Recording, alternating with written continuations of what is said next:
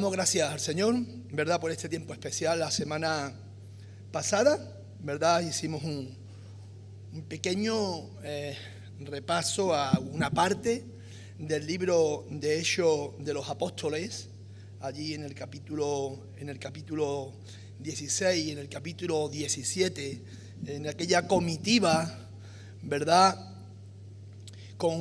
donde nos habla de ese segundo viaje misionero del apóstol Pablo con Silas, con Timoteo.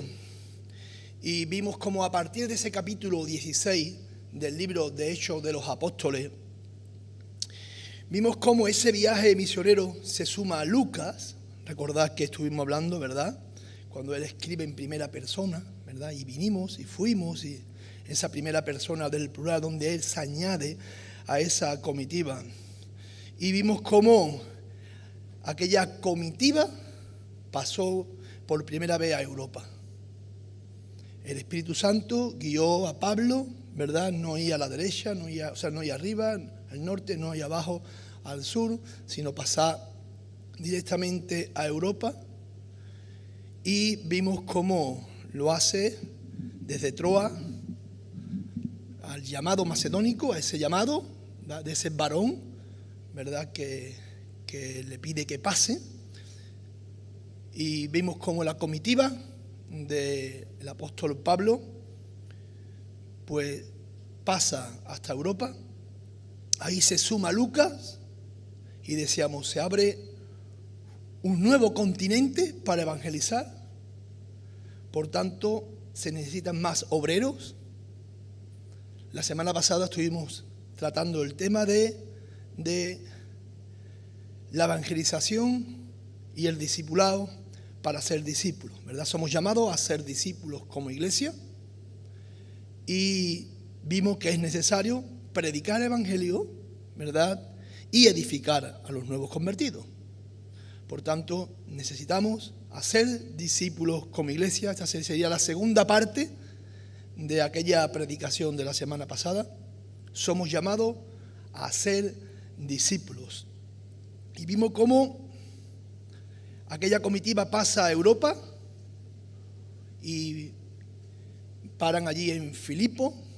Recordad que estuvimos también hablando de Filipo, aquella mujer vendedora de púrpura, Lidia, se convierte su familia. Ellos son apresados, echados en lo más profundo de la cárcel, cogidos con cepo, y allí, ¿verdad?, Dios produce un terremoto, los libera de esos cepos y se abren todas las puertas de la cárcel. Y el carcelero, pensando que se habían escapado, los presos, quiso quitarse la vida.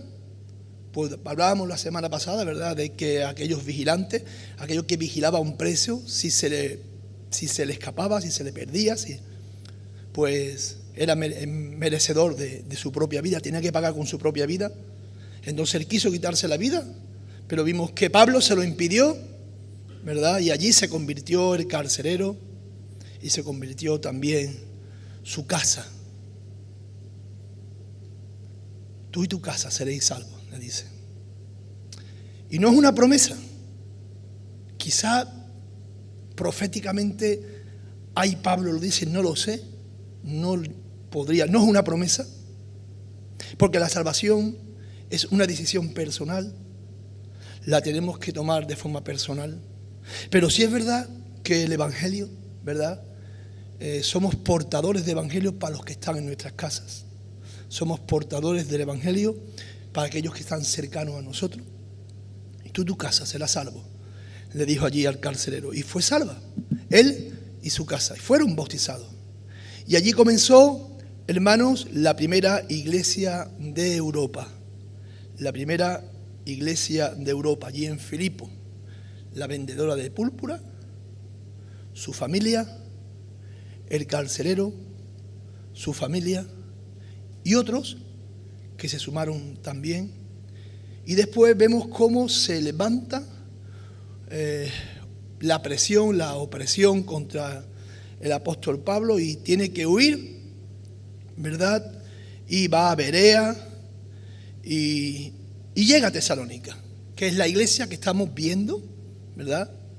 La iglesia que estamos estudiando estos 2 días a través del libro de Hechos de los Apóstoles y también a través de esta carta a los tesalonicenses, esta primera carta a los tesalonicenses. Y Pablo llega allí a Tesalónica y Pablo está un tiempo en Tesalónica predicando el Evangelio. En 3 ocasiones predicó allí en la sinagoga, dice por 3 sábados, predicó allí en la sinagoga.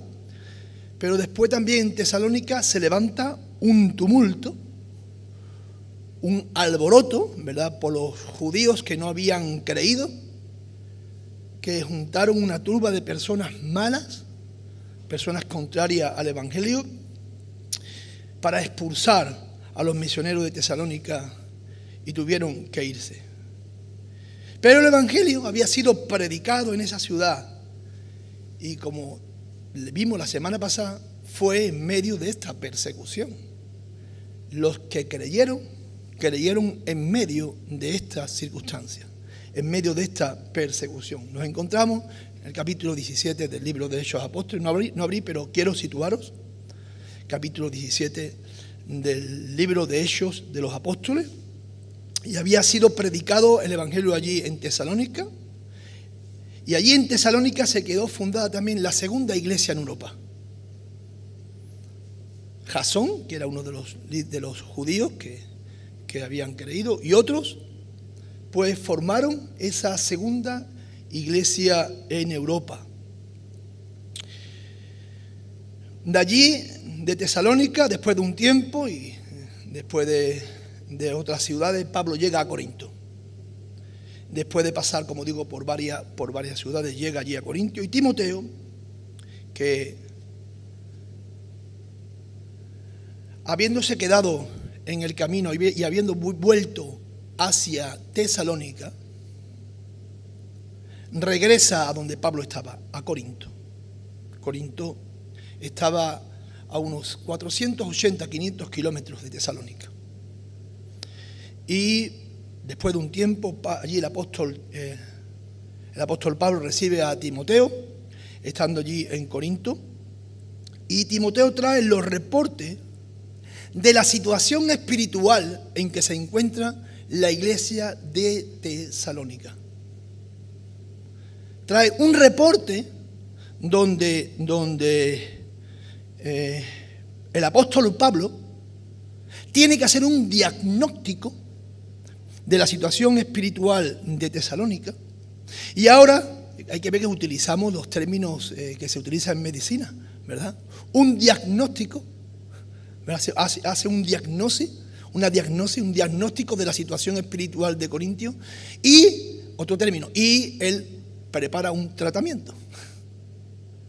Y ese tratamiento es la primera carta a los tesalonicenses, que es la que nos ocupa, ¿verdad? Una vez que pasamos del libro de Hechos de los Apóstoles, es la carta que nos ocupa en esta mañana y la que nos ocupó la semana pasada.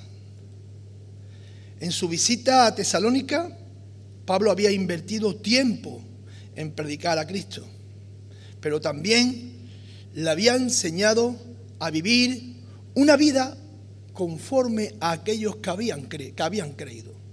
No olvidemos que la fe en Cristo tiene que ir acompañado con la enseñanza a una vida práctica, que esto es el discipulado, hacer seguidores de Cristo. El Evangelio no es solo creer, sino vivir, hacerlo práctico en nuestra vida. Hacer discípulos es hacer seguidores de Cristo. Y esto, hermano, es llevarle el Evangelio y discipulado. Evangelización para creer. Y el apóstol, hermano Pablo, y esa comitiva a través del libro de Hechos de los Apóstoles, tornaron del mensaje del Evangelio cada una, hermanos, de las ciudades que habían visitado. Y ahora, en el desarrollo, hermano, de su continuidad a través de ese libro de Hechos de los Apóstoles, en diferentes ciudades donde van llegando, escriben cartas a las iglesias que habían visitado con anterioridad para disipularlo. ¿Entendéis? Van conociendo la situación espiritual de cada de estas iglesias, porque van enviando a aquellos que están con ellos, van enviándolo para fortalecer, para animarlo, pero también para traer reportes. Y Pablo lo que va haciendo es discipulando a toda la iglesia a través de estas cartas, hasta que llega allí, ¿verdad? Y es arrestado allí en Roma. Y allí inclusive, estando en Roma, ahora él se acuerda de Éfeso, se acuerda de Filipo, se acuerda de los Colosenses y escribe esas cartas, porque la evangelización y el discipulado tienen que ir de la mano. Porque, hermano, el evangelio no es solo creer, sino vivir. Y cuando llega allí Timoteo a Corintio, Pablo se encuentra, hermano, dedicado a la predicación del evangelio. Y entonces le comunica a Timoteo de cómo la iglesia de los tesalonicenses se están comportando, cómo han entendido el evangelio. Una iglesia joven, que hablamos la semana pasada, ¿verdad? De que no solo han creído, sino que también lo están viviendo. Una iglesia que ha adquirido un compromiso fuerte con la extensión del evangelio. Y estos datos los conocemos hoy porque los tenemos, hermanos, en esta carta a los tesalonicenses. Y estos datos, hermanos, los podemos ver en esta carta, como él escribe para animar por las palabras, hermanos, que Timoteo ha traído. Él escribe ahora esta carta para animar, consolar, fortalecer y también para confrontar aquellos puntos en los cuales la iglesia estaba fallando. Y la forma en que entendemos esto es a través, hermano, de este escrito de la carta a los tesalonicenses. Y vimos, hermano, que en este primer capítulo, que Pablo después en ese primer versículo de presentarse, ¿vale? Y de presentar también, vemos a los que estaban con él, Silvano y Timoteo. Este Silvano es Silas, aquí llamado Silvano. Y después de presentarse, hermanos, vimos la semana pasada este ejemplo de esta iglesia que, aunque era joven, se estaban comportando como una iglesia madura debe de comportarse. Y digo, no todo era bueno en Tesalónica, porque no todo es bueno en todas las iglesias, ¿verdad? Pero él trae a colación en el primer capítulo la información que Timoteo le ha reportado. Y en esos primeros versículos, ¿verdad?, de este capítulo 1, expresamente si observáis el versículo 3, que es completo, nos habla de las obras de vuestra fe. Pablo hablándole a los tesalonicenses, acordándonos sin cesar, dice el versículo 3, delante del Dios y Padre nuestro, de la obra de vuestra fe. Vemos las obras de la fe, las obras de los tesalonicenses, son obras de una fe cristiana auténtica, fruto de la fe que obra, la fe puesta en práctica. Cuando hay obra, hermano, detrás hay fe. Y era una fe comprometida, la fe verdadera, hermano, a nivel de una conducta, a nivel de frutos, hermano, de buenas obras. Y también le ha informado, si continuáis ese versículo 3, del trabajo de vuestro amor, el servicio por Dios, motivado por el amor a nuestro Señor Jesucristo. Y hablamos la semana pasada, cuando uno trabaja por amor, hermano, parece que nunca se cansa. Ese trabajo por amor, una entrega genuina, un trabajo genuino de corazón por amor a nuestro Señor Jesucristo. Y esta iglesia manifestaba, hermano, este trabajo de su amor. Y dice el versículo 3, y de vuestra constancia en la esperanza. Había una constancia en la esperanza, dice, en nuestro Señor Jesucristo. Hermanos, ellos habían estado recibiendo persecución, pero ellos se mantenían firmes en el Señor.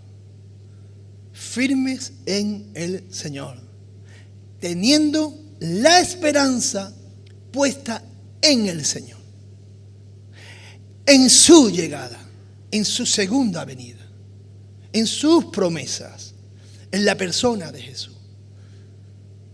Esa constancia, ¿verdad?, en la esperanza de nuestro Señor Jesucristo.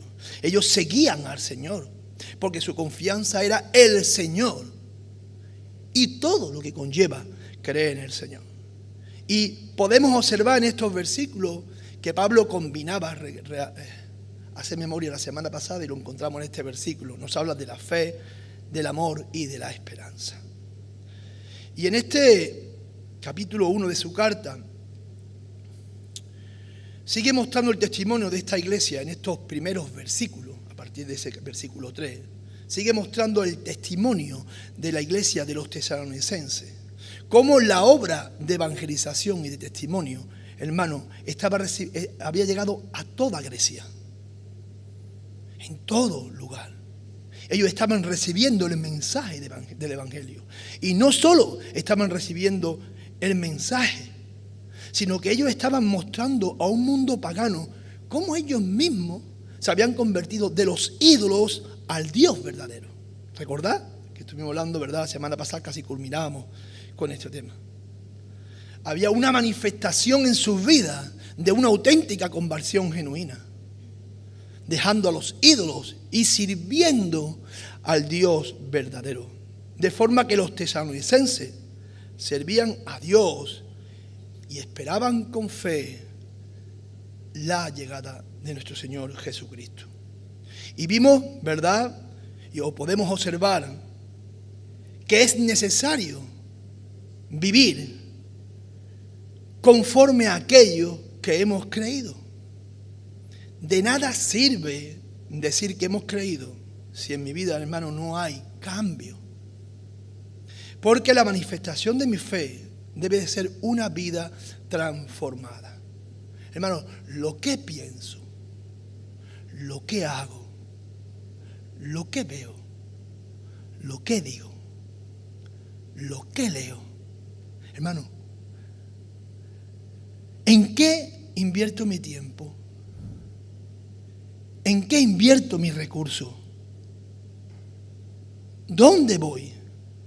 ¿Con quién voy? Hermano, todo eso, o todo y cada una de estas cosas son las que habla de mí mismo. No solamente mis palabras. Porque mis palabras, hermanos, o mis hechos pueden nublar la vista de muchos. Porque mis hechos realmente, si no son conforme a mis palabras, sencillamente me convierto en un hipócrita, o en más, me convierto en un legalista, ¿verdad? En un ritualista. Si mi vida, hermano, es conforme a la enseñanza de la palabra de Dios, mi vida sola habla. Ellas son las que hablan por mí mismo. Tu vida, hermano, habla de ti. No solo tus palabras, sino tu vida. Tu vida puede ser la guinda que colme tus palabras.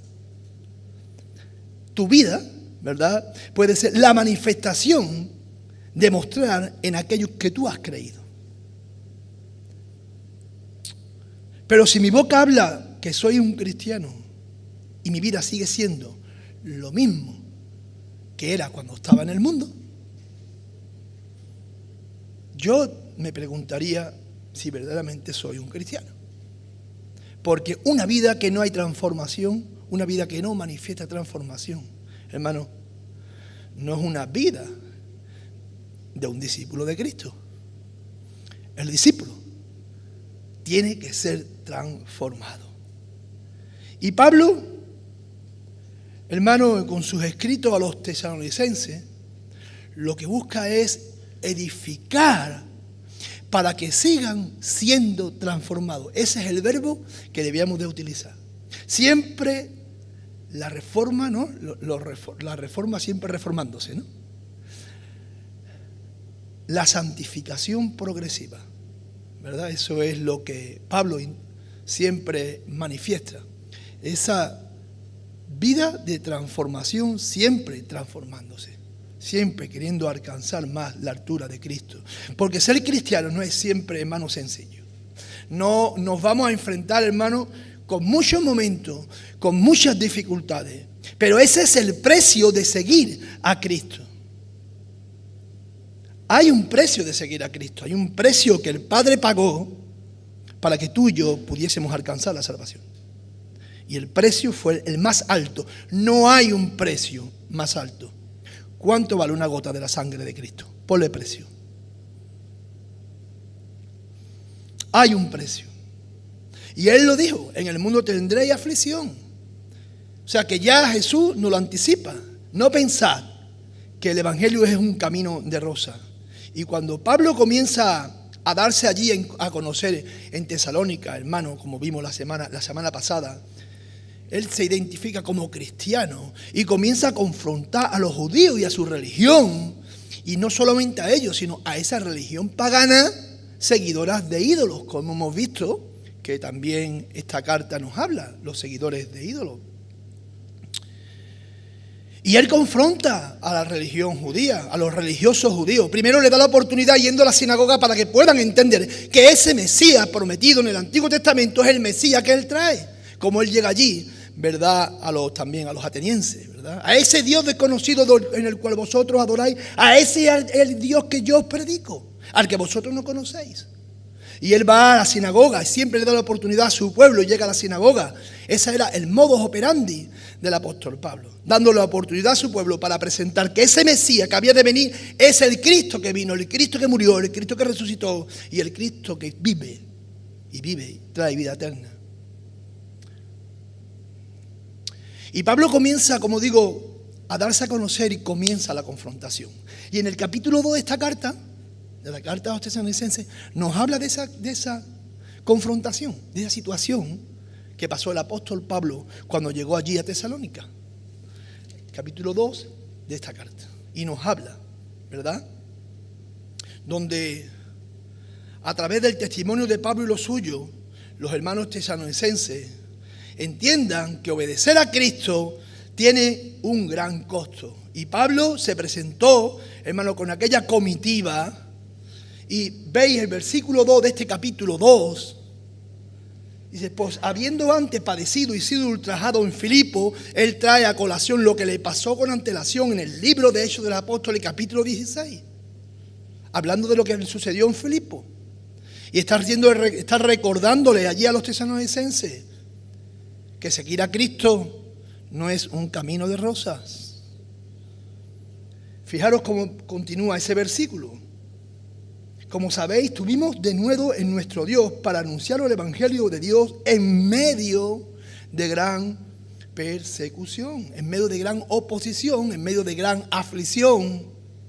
Y este versículo, como digo, nos introduce en ese contexto de la visita que Pablo hace a los tesalonicenses cuando esa comitiva llega allí a Tesalónica. Y ya nos adentramos en el capítulo 17, ¿verdad? De este libro de Hechos de los Apóstoles. En el 16 recibe, ¿verdad? De Filipo, recibe una gran persecución. En el 17 comienza a recibirlo también de los de Tesalónica. Y ellos venían de haberle sido azotados y de haber sido encarcelados. Ellos habían sido expulsados.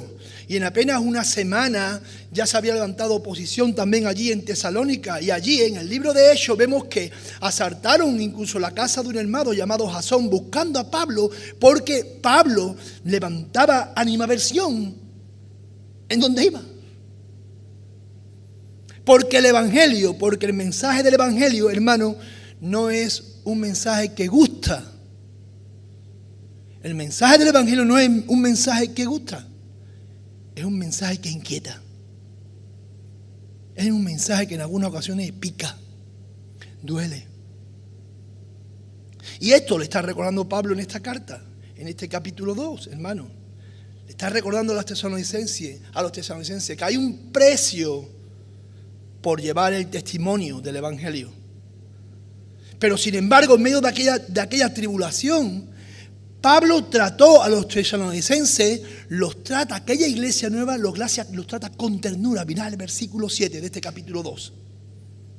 Le dice, fuimos tiernos entre vosotros, como la nodriza que cuida con ternura a su propio hijo. Y él está recibiendo aflicción y él está tratando a los nuevos creyentes con ternura. ¿Ve el corazón pastoral de Pablo? Él está recibiendo aflicción, la casa de uno es asaltada porque quiere, y él trata a los tesalonicenses con amor, con misericordia. Y a pesar de la aflicción, hermano, vemos la ternura del apóstol Pablo. Y Pablo le dice que él y los que iban con ellos siempre le han estado dando testimonio de su comportamiento. Mira, a pesar de la aflicción, nosotros nos comportamos con vosotros.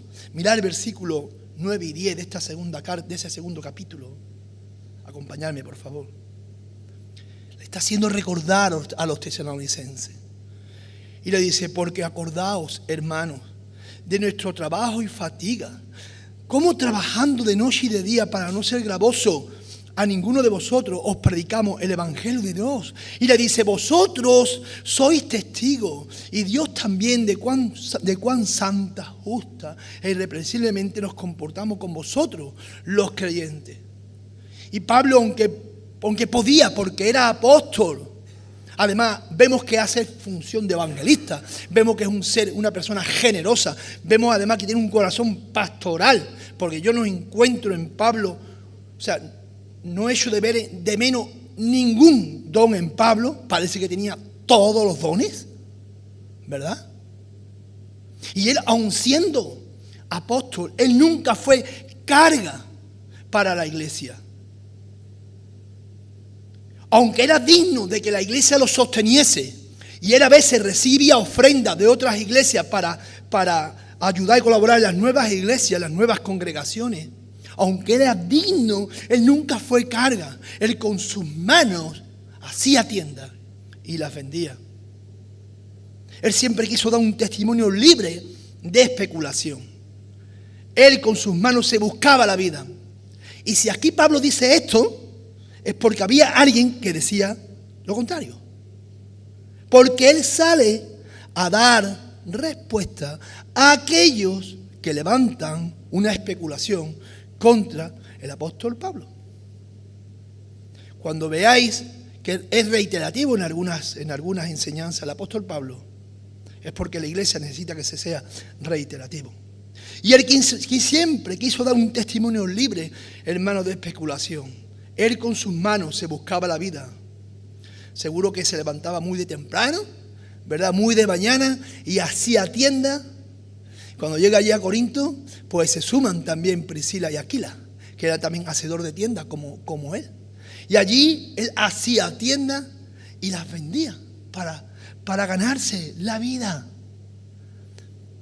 Y el resto de su tiempo era la predicación del Evangelio, la obra del ministerio. Y él nunca exigió nada, aunque tenía todos los derechos. Y nadie le podía reprochar nada, porque él era un ejemplo vivo. Él hablaba, predicaba, se comportaba y vivía conforme a las Escrituras. Era testimonio y ejemplo para aquellos de su alrededor. Nunca fue una piedra de tropiezo. Nunca tuvo una doble vida. Y esto lleva a mucho, hermano, de alguna forma, a buscar a Dios. Una vida digna, ¿verdad? Llevar una vida digna conforme a lo que creemos. No una doble vida. O tenemos una vida secular y una vida cristiana. Lo venimos al culto los domingos y nos ponemos el traje del culto de los domingos, y después el resto de nuestro día a día, en nuestros trabajos, con nuestros vecinos, con nuestros amigos. Voy a los sitios donde van ellos, digo lo mismo que dicen ellos. Entonces eres uno de ellos. No hay cambio. Hermano, Dios utiliza vida de testimonio para acercar muchos al Evangelio, para acercar muchos a Cristo. Y cuando tú y yo vivimos vidas dignas, conforme a aquello de lo que hemos creído, hermano, entonces tú tienes la autoridad de poder hablar, porque tu testimonio te avala. Pero si nuestras palabras son contrarias a nuestros hechos, no tenemos un aval, ni tampoco nos respalda el Espíritu Santo. Pero observar, por favor, versículos 12 y 13. Con la autoridad que Pablo le hablaba a los tesalonicenses. Y os encargábamos que anduvieseis, esto es vida, que vivieseis, que viváis, versículos 12 y 13, como es digno de Dios, que os llamó de su reino y gloria. Por lo cual también nosotros sin cesar damos gracias a Dios de que cuando recibisteis la palabra de Dios, que oísteis de nosotros, la recibisteis no como palabra de hombre, sino según es en verdad la palabra de Dios, la cual actúa en vosotros los creyentes. Wow, Pablo diciendo que aquella palabra es palabra de Dios, para muchos que dudan sobre. Y Pablo tiene la autoridad para encargar, hermano, tiene la autoridad para pedir allí a los tesalonicenses que anden, hermanos, como es digno de Dios, porque él era el primero en ponerlo en práctica. Qué bueno, ¿verdad? Que el liderazgo sea también un modelo, o por lo menos ejemplo. Nuestro modelo es Cristo, seamos ejemplo, ¿verdad? Conforme a ese modelo. Dice un erudito, el encargo de vivir como es digno de Dios es la aspiración máxima de aquellos que han experimentado la gracia divina a través de la salvación. Pablo confirma su exhortación recordando a sus lectores que habían sido llamados especialmente por el Señor para entrar y hacer partícipes de su reino, así como para glorificarlo y compartir su gloria. ¿Somos conscientes, hermanos, de que el Evangelio no es solo creer? El Evangelio es vivirlo, hacedores de la palabra, no solo oidores, ¿no, Juan? Ese versículo que le gusta a Juan de Santiago. Y Pablo, hermano, en el desarrollo de su ministerio, en el libro de Hechos de los Apóstoles, él va escribiendo cartas con el deseo de edificar a la iglesia. O sea, que si hoy, hermano, tenemos discipulados los lunes, discipulados los martes, discipulados los miércoles, discipulados los jueves, discipulados los viernes, discipulados los domingos por la mañana, los discipulados los viernes el propósito es edificar a la iglesia. Llevar a la iglesia, hermano, a parecerse a Cristo. Y el apóstol Pablo era su propósito, su ministerio. Y como iglesia, hermano, ese forma parte también de nuestro propósito. Si mi vida no resulta en cambio para dar gloria a Dios, hermano, ¿qué evangelio hemos creído? Si en nuestra vida no buscamos ser como Cristo, ¿a quién deseo parecerme? ¿Qué evangelio hemos creído? ¿Sigo siendo igual que antes? ¿Me sigo pareciendo, hermano, al mismo Gordy que antes? ¿Eres tú la misma hermana que antes? Nos conformamos al formato que presenta el mundo. Y vemos que la carta de Pablo aquí a los tesalonicenses, aunque tiene palabras también de ánimo y de estímulo, él va redirigiendo en aquellas partes que Timoteo le ha reportado al apóstol Pablo. Y podemos ver cómo él va a redirigir cada una de estas áreas de la iglesia que no funcionan bien. Pero además los fortalece. Las cartas de Pablo son de ánimo y de fortalecimiento en medio de la tribulación que Tesalónica estaba pasando. Ellos estaban viviendo en medio de persecución. Pero cuando Pablo recibe, hermanos, la noticia de la pasión con que los tesalonicenses están evangelizando y están prosperando en la obra de Dios, hermanos, esto resulta gozoso. No decirme, no es un gozo cuando un chico, una chica, cuando un hombre mayor, una mujer mayor se convierte, llega a Cristo, comienza a discipularlo y tú ves cómo Dios lo va transformando. No es un gozo, hermano, decirme. Cómo la vida, porque yo experimento eso en la vida de otros hermanos. Y ve cómo el Espíritu Santo va avalando, ¿verdad? Cómo el Señor se va encargando de trabajar en el corazón de aquellos que desean crecer. Porque esto también es importante. Pero hermano, para aquellos que están discipulando, porque hay hermanos y hermanas que están discipulando y ver cómo el discipulado va produciendo transformación, es un gozo. Mirad por favor el capítulo 3, versículos 6 y 7 del apóstol Pablo. Fijaros en el versículo 6 y 7, cómo Pablo es consolado por la fe que ve en estos tesalonicenses. Mirad, pero cuando Timoteo volvió de vosotros a nosotros, ¿verdad? Él recibe la información de lo que está pasando allí en Tesalónica. Dice, y nos dio buenas noticias de vuestra fe y amor, y que siempre nos recordáis con cariño, deseando vernos, como también nosotros a vosotros. Por ellos, hermanos, en medio de toda necesidad y aflicción, fuimos consolados de vosotros, hermanos, por medio de vuestra fe. Porque ahora vivimos si vosotros estáis firmes en el Señor. Qué gozo para Pablo cuando ve que aquella iglesia joven está cumpliendo con su ministerio en medio de persecución, en medio de circunstancias difíciles, en medio de situaciones extremas, en medio de necesidad, en medio de escasez. Pero la iglesia está haciendo su cometido. Y esto fortalece y consuela el corazón del apóstol Pablo. Hermanos, como consuela nuestros corazones, como debe de consolar vuestros corazones cuando discipuláis y predicáis el evangelio a otra persona que se convierte y veis un nacimiento de nuevo, no una bendición. Cuando compartís el evangelio con alguien y la persona se convierte y comenzáis a hablarle del Señor y vais viendo una pequeña transformación y Dios lo va transformando de gloria en gloria, poco a poco, paso a paso. No es una bendición. Aquí, el viernes en el culto de oración, estaba un hermano con nosotros, joven en el evangelio, con unos meses, con un conocimiento de la palabra de Dios, y lleva pocos meses. Más que conocimiento de la palabra de Dios, un conocimiento doctrinal tremendo.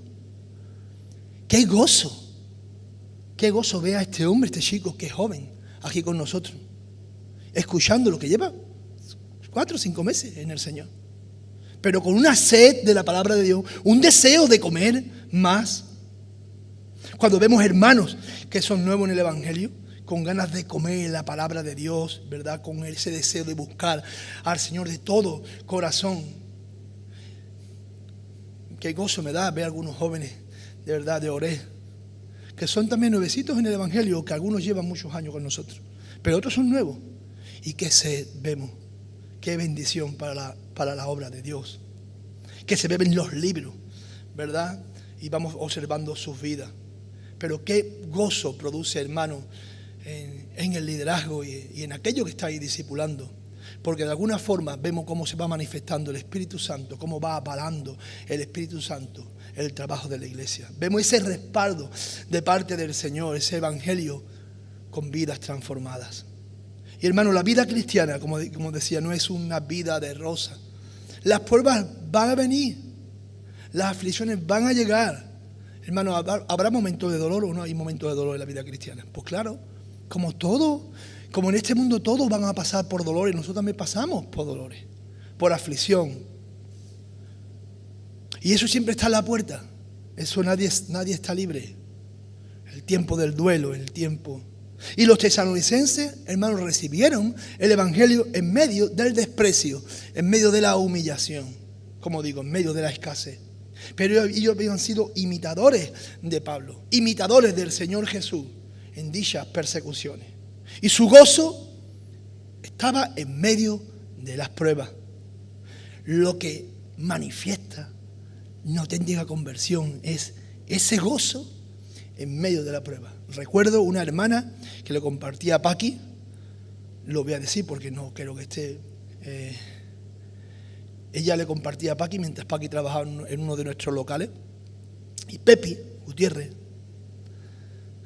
con una sonrisa de oreja a oreja, siempre se veía tan feliz. Y mi mujer la miraba y le decía, tú eres muy feliz, ¿no? Y le decía, si tú conocieses mi vida, por la aflicción que estaba pasando, por las circunstancias, por la situación que llevaba pasando durante 15 o 20 años ya, de abusos, de vejaciones. Y ella, con un gozo, que aquellas palabras que le hablaba Paqui eran una realidad en su vida. un gozo en medio de esa situación. Cuando ya conocimos su situación, que ya conocimos por lo que estaba pasando, ¿verdad? Decíamos, Dios mío, ¿cómo la has sostenido? ¿Cómo lo estabas cuidando? ¿Cómo esa mujer estaba dando testimonio de ti? Un testimonio práctico, verdadero, confiable. Porque el gozo, hermano, se manifiesta, hermano, en los verdaderos creyentes. Nuestra auténtica fe se muestra en medio de las pruebas. Nuestra auténtica fe se muestra, se manifiesta en medio de las pruebas. Ahora, cuando te viene un problema, hermano, si solamente nos quejamos, produciendo amargura, esa autocomplacencia, y siempre a mí, y otra vez, y se me suma, ¿cuán grande es tu problema o cuán pequeño es tu Dios? ¿Cuán grande es tu problema o cuán pequeño? ¿Qué tamaño tiene tu Dios? Porque Dios está por encima de todos esos problemas, ¿verdad? ¿En qué Dios hemos creído? ¿Quién prevalece en nuestra vida? ¿Nuestro Dios grande o nuestros problemas grandes? Hermano, Lutero escribió una frase que viene mucho a colación. Dice, si Cristo llevó una corona de espinas, ¿cómo habrían de esperar sus seguidores solamente una corona de rosas? Tenemos el ejemplo, ¿verdad? Si con el árbol verde hace estas cosas, ya lo dijo, en el mundo tendré aflicción. O sea, él nunca escondió, ¿verdad? Él nunca escondió el precio que significa ser cristiano, seguir a Cristo. Y Pablo sigue escribiendo su carta para redirigir algunas cosas que necesitaban cambiar y acentuar otras que necesitaban mejorar. ¿Entendéis? Había cosas en la iglesia de los tesalonicenses que había que cambiar, pero después había otras cosas que había que acentuar, o sea, que había que enfatizar más, siempre creciendo. Acompáñame el versículo 12, por favor, de este capítulo 3. Y el Señor os haga crecer y abundar en amor unos para con otros y para con todos, como también lo hacemos nosotros para con vosotros. El testimonio, Pablo. Si hacemos un estudio, hermano, serio, un estudio bíblico del tema central que abarca todas las relaciones en la palabra de Dios, podemos asegurar, hermanos, que este tema es el amor. El amor. Y esta es la oración de Pablo.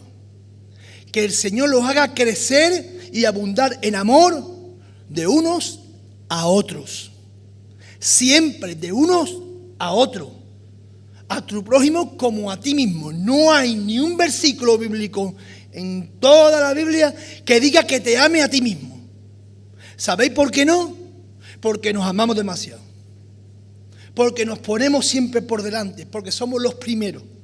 Y aquí Pablo enfatiza en todas sus cartas, los unos por los otros. Hay que ver que nos vestimos de orgullo, de arrogancia, de vanidad, de soberbia, y no somos capaces de mirar a los hermanos por encima de nosotros. Que falta, hermano, de humildad. Y si tengo un conflicto, que venga el hermano y lo resuelva conmigo. Que falta de perdón. Que falta, hermano, de amor. Y este es el énfasis principal de Pablo. Debemos de crecer, dice, y de abundar en amor. Cuando nos podíamos llevar todos tan bien. Cuando nos podíamos llevar todos tan bien. ¿Cuántos problemas a veces nos buscamos de verdad? Pero de verdad, de forma genuina. Y para con todo, dice el texto bíblico. Y esto nos habla hasta con los de afuera. Esto nos habla hasta para los de afuera, hermano. Cristo murió por nosotros que éramos indignos.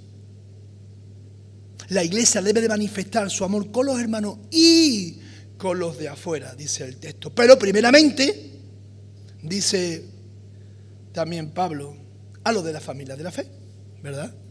Ese es el orden. Primero, a los de la familia de la fe. Y cada uno de estos aspectos que el apóstol va marcando y va enseñando, hermanos, son cuestiones que Timoteo le ha hecho llegar a través de esta información, de este reporte que trae de Tesalónica. Y para ir finalizando y por último, que ¿verdad que vemos que entendemos mejor la carta cuando la vemos así? ¿A que sí? ¿No entendemos la carta mejor cuando la vemos así? ¿Verdad? Entendiendo en el lugar que ocupa, en el tiempo que ocupa, o sea, vemos la cronología, vemos el lugar donde se escribe la carta, allí en Corinto, vemos a quién se está dirigiendo, allí a los tesalonicenses, vemos quién reporta la información de Tesalónica, vemos a Timoteo, vemos ahora cómo Pablo va a escribir la carta para llevársela a los tesalonicenses, después escribe otra carta aquí mismo en Corinto, nos situamos en el año 50-51 de la edad cristiana de nuestra época, a que encontramos más profundidad la carta cuando la leemos en su contexto, ¿verdad? Y qué interesante, ¿verdad? Vemos cómo poco a poco el apóstol Pablo va redirigiendo, va acercándose al corazón de los tesalonicenses conforme a lo que ha recibido. Y por último, posiblemente no con estas palabras, pero es posible que más o menos con ella. Voy a un poco como a parafrasear. Timoteo se dirige allí a Pablo y le dice: hermano Pablo, hay otros temas importantes que tú debes de saber. La sociedad que rodea a los tesalonicenses es tan impura, es tan promiscua, es tan inmoral. Y aunque buena parte de la iglesia está viviendo y buscando esa santidad, aunque buena parte de la iglesia está viviendo y vemos las obras de amor, cómo actúan por fe, cómo esperan la llegada de nuestro Señor Jesucristo, dice, aunque buena parte de la iglesia están mostrando ese buen testimonio, hay una facción de la iglesia, hay algunos en la iglesia que están cayendo en inmoralidad sexual. Estoy parafraseando y me estoy basando en los primeros versículos del capítulo 4, donde pasamos de la teología a la práctica. Recordad que todas las cartas de Pablo encontramos la parte teórica y la parte práctica, ¿verdad? Y aquí vamos a ver parte práctica. Y Pablo pues escribe esos 8 primeros versículos del capítulo 4 de la carta a los tesalonicenses, que como bien podemos ver y siempre enseñamos, ¿verdad? Hay una parte práctica y una parte teológica. Acompañadme por favor a estos versículos, con esto vamos a culminar.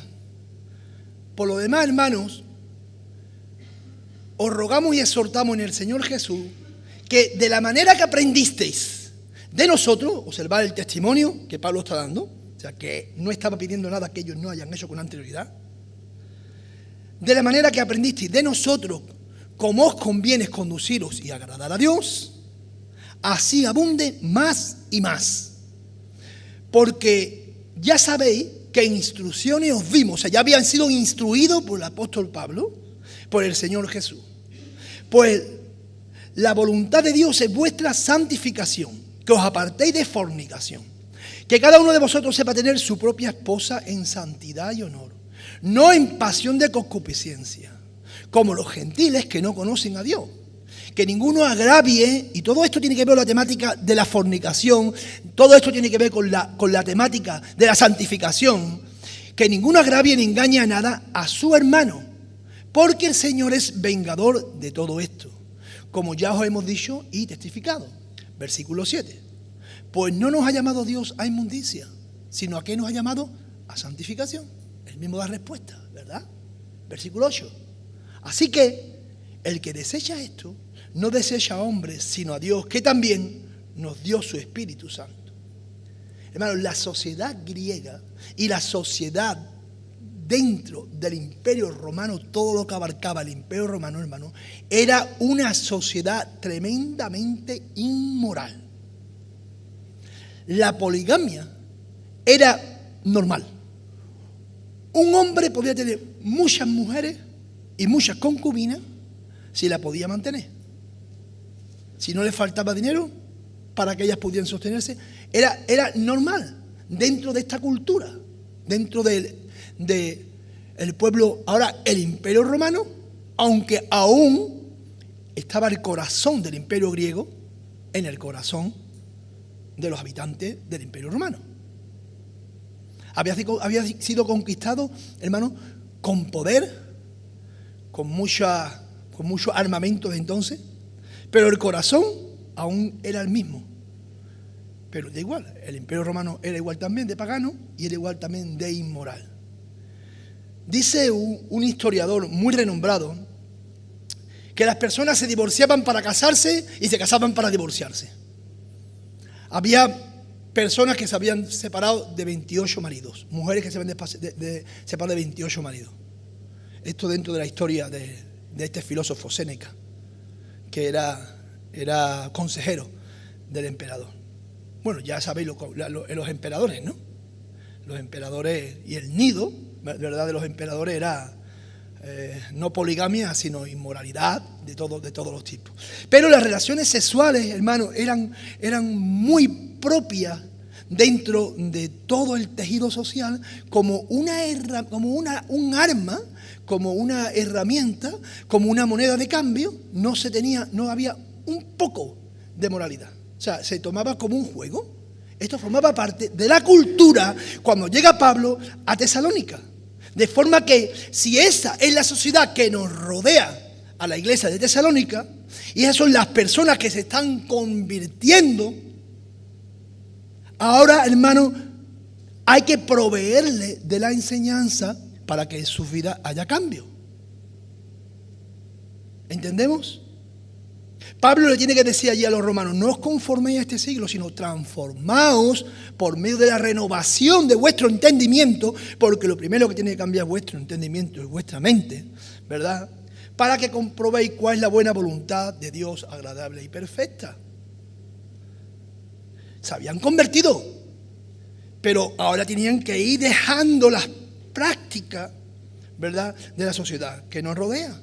Y en medio de una sociedad, hermano, donde todo está construido de la inmoralidad sexual, una de las cuestiones importantes que se debe de conocer y hacer un cristiano cuando conoce a Cristo es alinearse con los principios bíblicos de las relaciones sexuales. ¿Dónde y con quién? Una transformación por medio de una renovación mental, primero, renovar nuestro entendimiento. Hermano, este mundo en relación a la relación sexual es un caos. Es un verdadero caos. Las relaciones sexuales se han convertido, hermano, como digo, en una diversión ya grupal. Grupal. Los jóvenes, hay jóvenes en instituto que ya forman orgías. El otro día salía a los medios de comunicación que varios de ellos había con un tipo de enfermedad.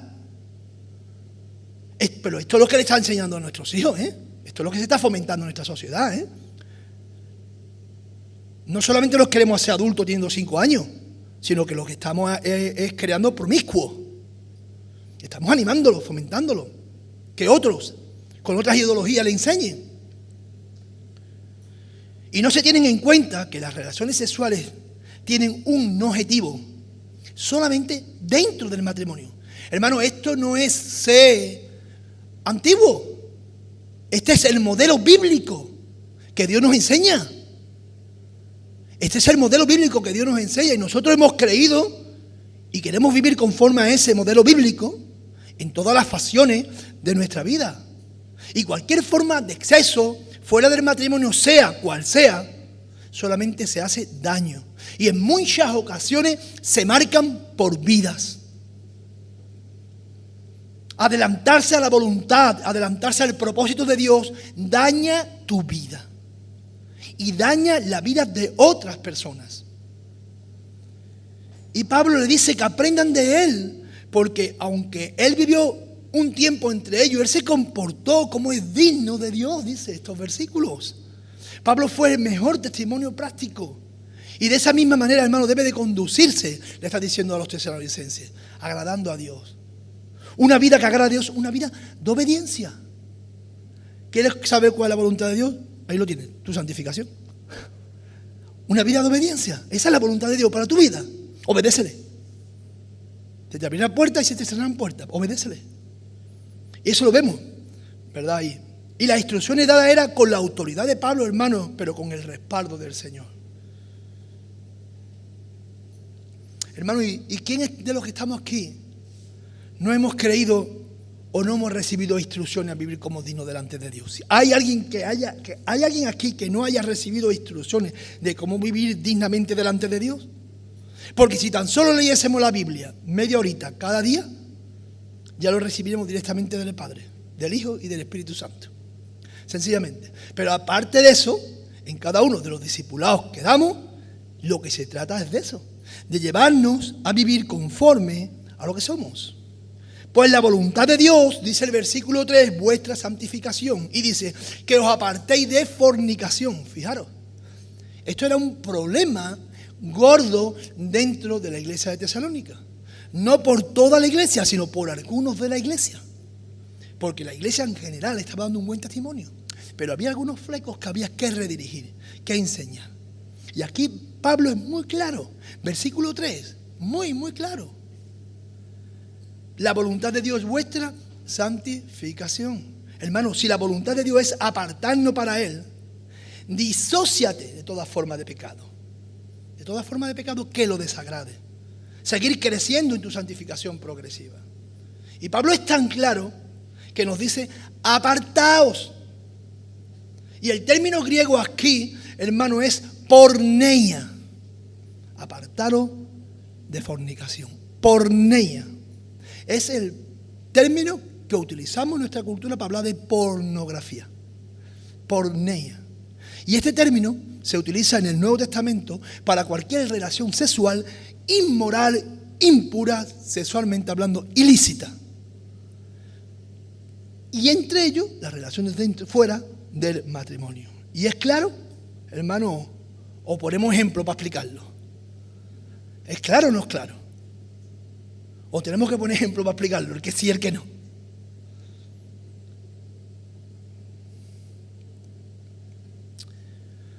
Apartaos, dice. Dice Pablo a los Corintios, huid de la fornicación, corred de la fornicación. Este mundo que no conoce a Dios, hermano, solo piensa en el sexo por medio de una satisfacción personal, sin tener en cuenta a Dios, que Dios tiene un propósito con el sexo. Hermano, Dios creó el sexo y es bueno en buena manera. Todo lo había creado, fue bueno en gran manera, ¿o no fue? No dice eso cuando culmina el segundo capítulo del libro de Génesis. No, el primer capítulo del libro de Génesis. Es Dios quien lo creó, pero este mundo lo ha tergiversado y contaminado. Y Dios lo hizo para el disfrute dentro del matrimonio, lo hizo sano, lo hizo bueno, ¿verdad? Y como medio también de procreación. Y dice que cada uno sepa tener su propia esposa en santidad y honor. Hermano, trata a tu esposa con honra, con decencia. Mantén la pureza de ella. Qué hermosura, hermano, es la fidelidad conyugal. Qué hermosura es la fidelidad conyugal. Mantente fiel a tu esposo, fiel a tu esposa. Dice un hermano erudito de la palabra, estoy terminando ya. Cuando nuestro Señor Jesús puso sus manos sobre la mujer encorvada, la puso recta. Cuando algunos ponen sus manos sobre alguna mujer, la retuercen. Mantén tu vida honrando a tu cónyuge en pureza. Los pecados sexuales producen, hermano, separaciones, los divorcios trastornan las mentes, los hogares, la familia. No sabemos muy bien cómo daña, hermano, los divorcios a los niños. No somos conscientes, hermano, y aún con los más pequeños. Producen desórdenes físicos, desórdenes mentales, hermano, se manifiestan en conductas rebeldes, comportamientos inadecuados, a veces agresivos. ¿Cuánto dolor hacemos cuando el comienzo es nuestra santificación, ¿verdad? Y amar a tu mujer. Mujer, ama a tu esposo. Respeta a tu esposo. Ten en cuenta a tu esposa, hermano. Ten en cuenta. Porque tu esposa es tu hermana. No agravies a tu cónyuge. Los próximos versículos tienen que ver con eso, no lo voy a leer. Pero todo tiene que ver, hermano, con no agraviar a nuestro cónyuge. Vive en santidad. Porque este es el proceso, esta es la meta, hermano, nuestra santificación. Y aquí Pablo les habla directamente a los creyentes, que tienen a creyentes, a hermanas o a hermanos creyentes como esposos. Qué hermoso, ¿verdad? No solamente tener a tu esposo, sino que tu esposo sea un creyente. No solamente tener a tu esposa, ¿verdad? Sino que tu esposa sea un creyente. Qué hermoso delante de Dios. Cuán bueno, cuán agradable.